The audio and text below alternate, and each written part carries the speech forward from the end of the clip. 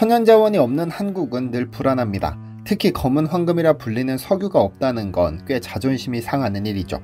매년 세계 석유 가격이 출렁일 때마다 한국은 가슴을 졸이며 몸을 낮췄습니다.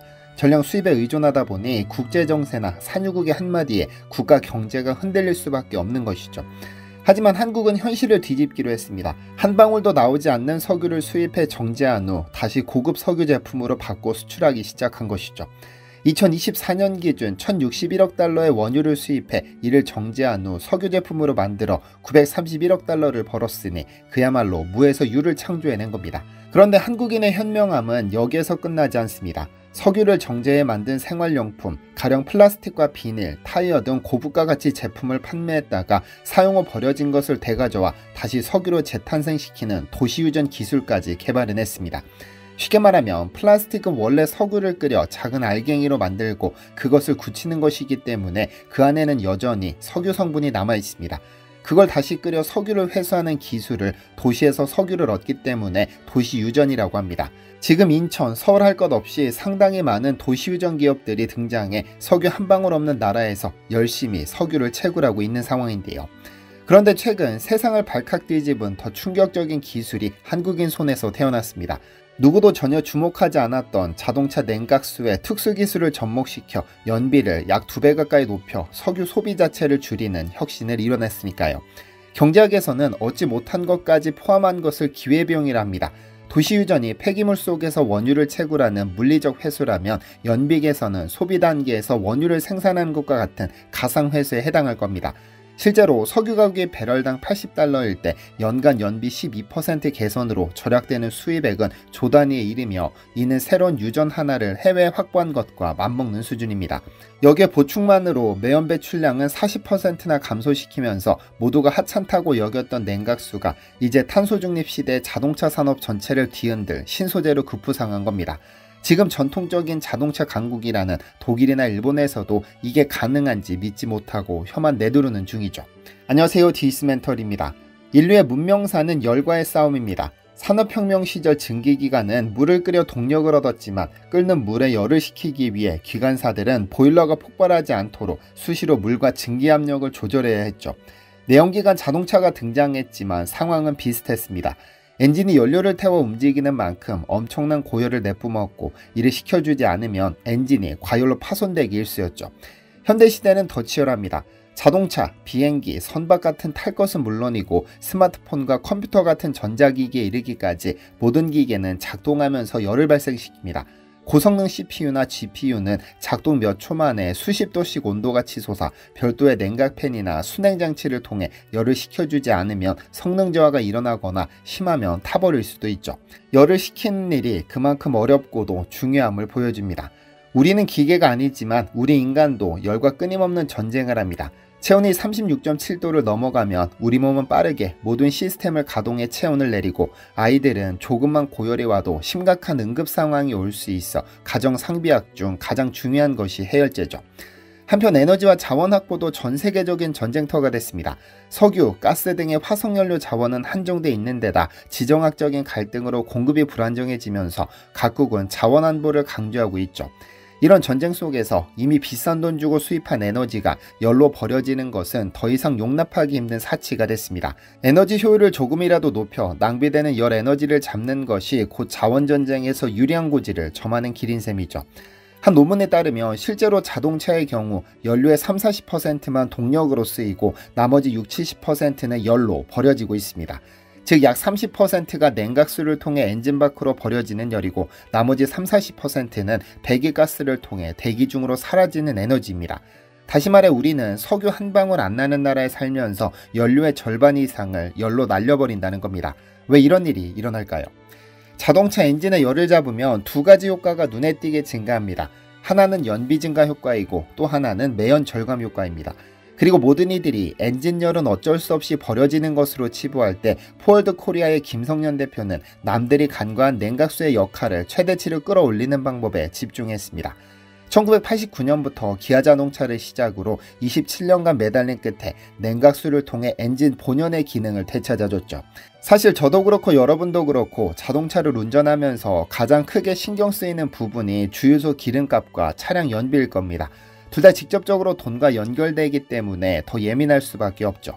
그런데 위 포월드 코리아 측에서 올 2월 제게 인터뷰 요청을 해오시면서 보내주신 자료는 충격 그 자체였습니다.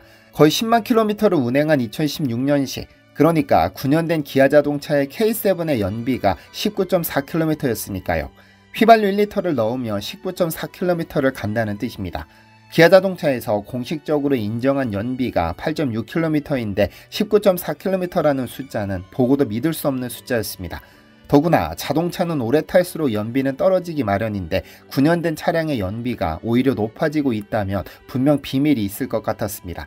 그래서 직접 안산으로 찾아가 인터뷰하고 왔는데요. 저는 포월드 코리아를 운영하고 있는 대표이사 김성년입니다. 89년도에 기아 자동차를 입사해서 2002년도까지 현대모비스에서 근무를 했습니다. 자동차 관련해서 20여 년 일을 했고, 회사를 그만둔 후에도 정비업소도 운영을 하고, 그다음에 자동차 부품도 취급하면서 아직까지도 또 자동차 관련된 부품 개발을 하고 있습니다. 한 2010년경쯤 돼서 디젤 자동차의 매연이 상당히 많이 나오다 보니까 전 세계적으로 규제가 많이 들어갔습니다. 그래서 어차피 지금 내연기관이 안 돌아다닐 수 있는 상황도 아니고 제일 인체에 해로울 수 있는 직접적으로 그냥 치명상을 주는 그 녹스마일을 줄이자. 그래서 개발을 시작한 거고, 테스트하고 공법을 찾아낸 거고, 쌓여있는 매연 슬러지를 빼주고 신차 상태를 계속 유지시켜준다, 다시 원복시켜준다. 엔진 안에서 열을 머금고 빨리 끊어주고. 자동차의 내연기관 엔진은 연료를 태워 발생한 가스로 피스톤을 밀어 차량을 움직입니다. 하지만 이 과정은 상당히 비효율적입니다. 휘발유나 경유의 에너지 중 상당 부분이 차량을 움직이는 에너지로 쓰이지 못하고 열에너지로 변해버리니까요. 엔진 실린더 안에서 연료가 폭발할 때 최고 온도는 섭씨 2000도에 달하는데 폭발로 발생한 에너지 대부분이 엔진 벽면을 데우는 열로 빠져나갑니다. 이 뜨거워진 엔진을 식히지 않으면 엔진이 망가지기 때문에 자동차에는 냉각수를 순환시켜 엔진의 열을 식히는 냉각 시스템이 필수로 장착됩니다. 일반적인 자동차 엔진은 연료 에너지의 약 3분의 1 정도만 차를 움직이는 데 쓰이고 나머지 3분의 2는 열과 배기가스로 손실된다고 위에서 언급했습니다. 그런데 연료가 연소된 후 배출되는 배기가스는 배기구로 나가버리고 또 다른 상당량의 열은 엔진 내부에 남아 엔진을 달굽니다. 하지만 엔진이 과열되면 피스톤이나 실린더같이 정밀한 금속 부품들이 팽창하며 마찰이 커지고 변형이 생겨 출력이 떨어지거나 심하면 부품이 휘어지거나 붙어버리는 고장이 일어납니다. 이를 막기 위해 엔진 주변에는 냉각수가 순환하는 통로가 있어서 뜨거운 엔진과 접촉하며 열을 흡수하도록 되어 있죠. 뜨거워진 냉각수는 라디에이터로 이동해 대기 중으로 열을 방출한 뒤 다시 엔진으로 돌아오는 순환 구조로 엔진 온도를 일정 수준으로 유지하는 역할을 하는데요. 하지만 엔진 내부에서 발생한 열은 2000도를 넘나들다 보니 냉각수로 식혀준다고 해도 엔진의 겉부분 온도는 보통 80-90도 안팎으로 유지됩니다. 너무 식어도 연료가 연소되지 않고 너무 뜨거워도 노킹 등 이상연소가 발생하기 때문입니다. 따라서 냉각 시스템의 목표는 엔진이 적정 온도를 넘지 않도록 열을 빼앗되 겨울철에는 너무 차갑지 않게 데워주기도 해서 항상 엔진 컨디션을 최적으로 만드는 겁니다. 결국 엔진 온도를 적절히 유지하는 것이 연료 낭비를 막고 배기가스를 줄이는 핵심인데요. 하지만 현재 냉각 기술에는 분명 한계가 있습니다. 냉각수는 주로 물과 에틸렌 글리콜의 혼합물입니다. 물은 열을 많이 흡수하지만 100도에서 끓어버리고 겨울에 얼어버린다는 단점이 있습니다. 이를 보완하는 에틸렌 글리콜은 어는 점을 낮추고 끓는 점을 높여주지만 열 흡수율이 물보다 낮아 엔진열을 빨아들이는 효율은 오히려 떨어집니다. 그러니까 현재 시중에 판매되는 냉각수는 잘 끓지도 얼지도 않는 물을 만드는데 집중되어 있었지 얼마나 효과적으로 열을 흡수하고 전달하는가에는 한계가 있었던 것입니다. 게다가 냉각수가 엔진을 오랜 시간 순환하다 보면 녹이 슬거나 침전물이 생겨 냉각수 통로를 막고 효율을 더 떨어뜨리는 문제도 있죠. 5년 이상 오래된 차량의 냉각계통을 점검해 보면 부식물질이 엔진 내부에 앙금처럼 끼어있는 경우가 많은데 이것이 냉각수의 흐름을 방해해 엔진 열을 제대로 식혀주지 못합니다. 결국 시간이 지날수록 엔진 내부 온도가 점점 더 높아지고 그로 인해 연소 효율은 떨어져 연비가 낮아지고 출력이 저하되고 매연이 증가하는 등 악순환이 일어나는 것이죠. 운전자들은 이 원인을 잘 몰라 그냥 차가 노후화되어 그런가 보다 하지만 사실은 오래된 냉각수 탓일 수 있는 겁니다. 정리하면 내연기관 자동차에서는 엔진 구조상 필연적으로 발생하는 열과 이를 식히기 위한 냉각 기술의 한계 때문에 많은 에너지를 낭비하고 있는 상황입니다. 그래서 위 냉각수를 썼을 때 연비가 얼마나 증가했는지는 자동차 기업이 공인한 연비 대비 현재 연비가 얼마나 나오는지를 보면 쉽게 알 수 있습니다. 연비란 자동차가 일정한 연료를 갖고 얼마만큼의 거리를 주행할 수 있는지를 측정하는 단위입니다.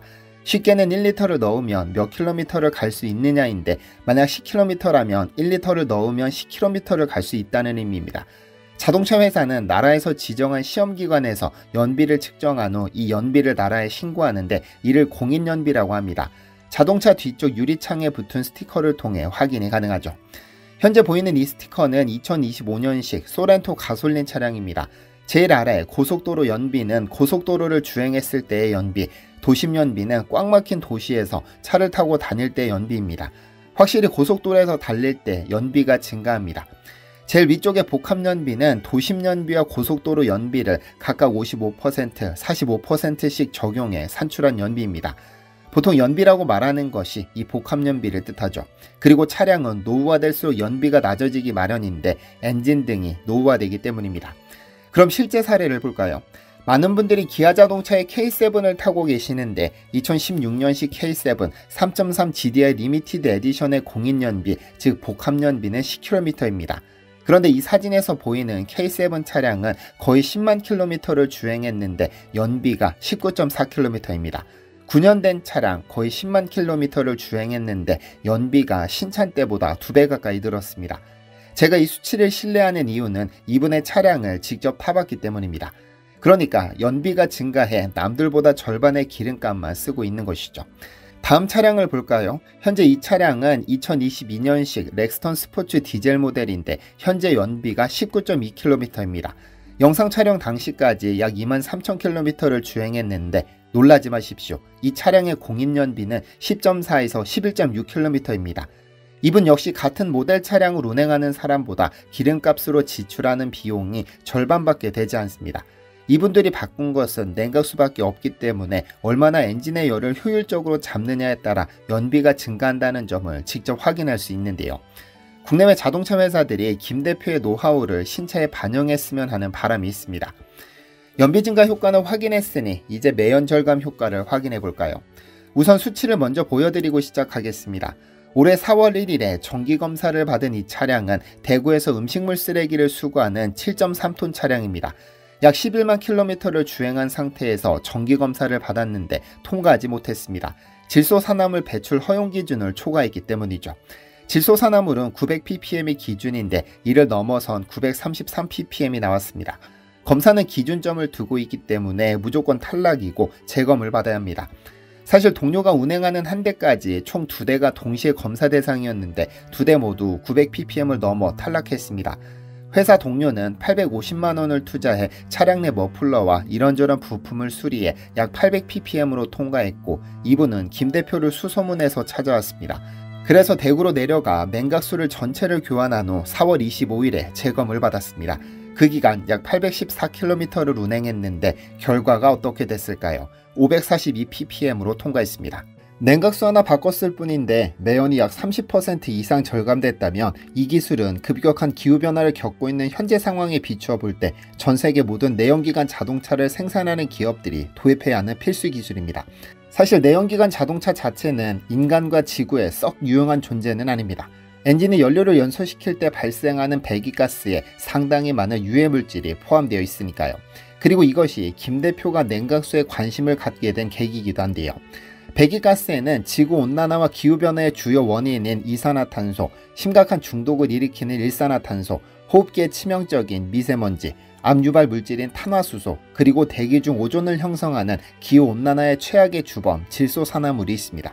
그리고 디젤 자동차가 배출하는 물질은 1급 발암물질이며 전체 배출물질의 50% 이상이 질소산화물입니다.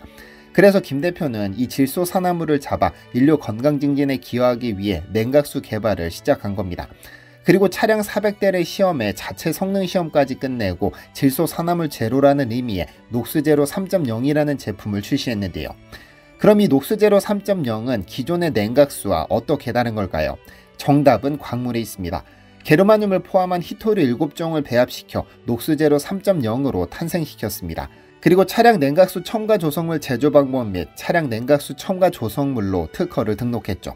게르마늄의 경우 물보다 열 전도율이 100배 이상 높은 광물로 냉각수에 넣게 되면 열을 흡수해서 재빨리 라디에이터로 내보내는 역할을 합니다.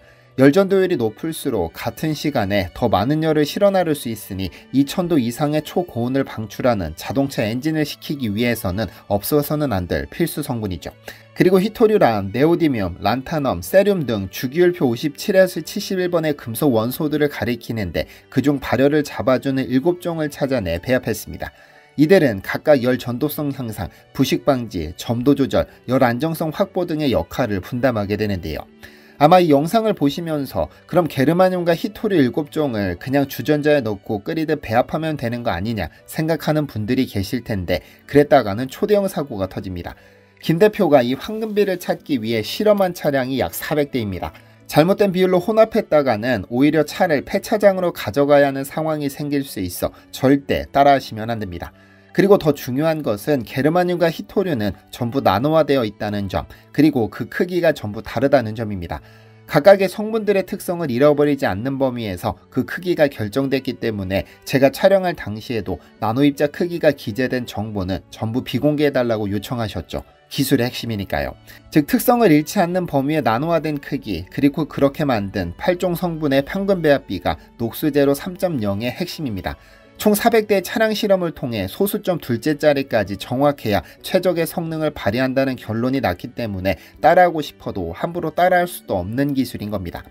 그럼 냉각수만 바꿨는데 왜 매연이 줄어드느냐는 의문이 드실 텐데요. 자동차 엔진은 쉽게 말해 불을 지펴 자동차를 움직이는 금속 심장입니다. 이 심장이 가장 건강하게 뛰는 온도는 대략 8에서 90도 언저리인데요. 냉각수가 제 기능을 발휘해서 이 온도를 유지하면 연료는 고르게 기화하고 점화 플러그가 만든 불꽃은 연료와 공기를 빈틈없이 태웁니다. 이렇게 완전 연소가 이루어지면 배기가스에는 이산화탄소와 수증기만 주로 남고 불완전 연소 때문에 발생하는 그을음, 일산화탄소, 탄화수소는 크게 줄어듭니다. 반대로 냉각이 부족해 엔진이 과열되면 실린더한 금속의 팽창에 틈새가 벌어지고 연료가 새거나 공기가 부족해집니다. 불꽃이 충분히 번지지 못해 덜 연소된 연료가 매연과 함께 배출되고 고온에서는 질소가 산소와 쉽게 결합해 질소 산화물도 늘어납니다. 반대로 냉각이 지나치면 엔진이 몸을 덜 풀고 달리는 셈이라 연료가 제대로 기화되지 못해 역시 매연이 많아집니다. 결국 냉각수가 제대로 작동하느냐에 따라 완전 연소가 가능해지고 그 결과 매연과 유해물질이 눈에 띄게 줄어듭니다. 그러니까 냉각수가 깨끗한 배기가스의 첫 번째 조건인 셈입니다. 그럼 녹수제로 3.0으로 교환했을 때 실제로 매연 배출이 줄었을까요? 이 사진에 보이는 카니발 차량은 총 23만 5,521km를 주행한 2003년식 경유 차량입니다. 검사 당시 매연 통과 기준은 20%였지만 88%가 나와 검사를 통과하지 못했죠. 녹수제로 주입 후 73km를 주행하고 재검을 받았더니 결과는 매연 4% 검출, 합격했습니다. 88%였던 매연이 녹수제로로 냉각수 교환 후 73km를 주행했더니 4%로 급감한 겁니다. 하나 더 볼까요? 총 13만 1246km를 주행한 2005년식 프라이드 차량입니다. 검사 당시 매연 통과 기준 25%를 훌쩍 넘는 55%가 나와 불합격했죠. 이에 녹수제로로 냉각수를 교환했습니다. 약 3주간 805km를 주행한 후 재검을 받은 결과 매연 배출 4%로 합격했습니다.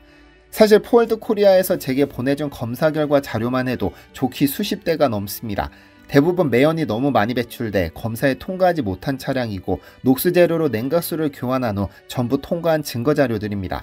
녹수제로는 개인에게는 기름값 절약의 효과를, 국가적으로는 매연 감소의 효과가 명백하게 증명됐지만 김 대표님은 지금까지 정부로부터 비웃음만 샀습니다. 자동차 매연은 냉각수만 제대로 작동해도 잡을 수 있는데 현재 제도나 법으로는 DPF 등에는 천문학적인 세금을 투입하지만 수십 배 저렴한 냉각수는 기존 사례가 없다는 이유를 들어 실험조차 허락해주지 않습니다. 환경부, 환경연구원 등등 정부기관에 공인기관의 검사 결과서를 제시해도 문전박대 당하기 일쑤였습니다. 탄소중립 시대를 주도할 수 있는 저렴한 완성작품을 눈앞에 두고도 고정관념에 사로잡혀 시도도 하지 않는 겁니다. 안타까운 일이 아닐 수 없는데요. 그래서 거의 자포자기 상태였던 김성년 대표와 인터뷰 당시 제 채널 구독자분들께 이 제품을 소개해 저렴하게 공급해 주시면 어떻겠냐 제안드렸고 다행히 제 제안을 받아주셨습니다. 그래서 오늘부터 부동액은 17만원, 부동액 첨가제는 14만원으로 낮아진 가격으로 공급됩니다. 현재 히토류 등 원재료 가격이 폭등한 점은 잘 알고 계실 텐데 다음번 생산 물량부터는 폭등한 원자재 가격이 반영될 예정이기 때문에 미리 안내 말씀드립니다. 구매 링크는 아래 고정 댓글에 남겨드리겠습니다. 그럼 어떤 분들이 녹수제로 3.0을 구매하셔야 할까요? 사실 자동차를 운행하시는 분이라면 연비 증가 효과나 매연 절감 효과가 확실하기 때문에 구매하시는 것이 장기적으로는 유리하지만 차량 구입 후 한 번도 냉각수를 교환하지 않으셨거나 중고차를 구입했는데 정비 이력이 확실하지 않은 경우, 현재 냉각수의 색이 탁하거나 교환 후 8만 킬로미터가 지난 경우, 장거리 운행이 잦은 차량은 냉각수 전량을 교체하셔야 합니다. 제품 한계는 3리터입니다. 정확한 부동액 용량을 확인하시려면 녹수제로 홈페이지의 구매 가이드에서 사용하신 차량의 정보에 따라 필요한 수량을 확인하실 수 있습니다. 그리고 최근 냉각수를 교환하신 분, 정비소에서 전체 교체는 필요 없고 보충만 해도 된다고 들으신 분은 첨가제만 보충하셔도 됩니다. 제품 한계는 1리터입니다. 마지막으로 교환은 가까운 정비소나 카센터에서 요청하시면 되는데 정비소로 가셔서 냉각수 전체 교환해주세요. 부동액은 직접 가져왔습니다 라고 말씀하시면 됩니다. 공인비는 보통 5만원이지만 차량에 따라서 차이가 있고 지역 또는 업체마다 다를 수 있습니다. 또한 정비소에서 부동액 전량을 교환할 때는 반드시 플러싱 해주세요 라고 요청해 교환하셔야 합니다. 이번 영상에서는 댓글 이벤트를 진행하겠습니다. 오늘 토요일 밤 23시 59분까지 가장 성의 있는 댓글을 남겨주신 한 명을 선정해 녹수제로 3.0을 보내드리겠습니다. 내일 저녁에 커뮤니티를 통해 발표할 예정인데요. 당첨된 분은 이메일로 차량 정보 보내주시면 그 수량에 맞게 보내드리겠습니다. 긴 영상 시청해주셔서 감사합니다. 부디 여러분의 차량이 제 수명대로 제 값을 받을 수 있으면 좋겠습니다. 디시멘터리에서는 여러분의 제보를 기다립니다. 제 채널에서 다뤘으면 좋겠는 뉴스 또는 널리 알려졌으면 하는 영상은 디시멘터리 네이버.com으로 보내주시면 소중히 제작하겠습니다. 시청해주셔서 감사합니다.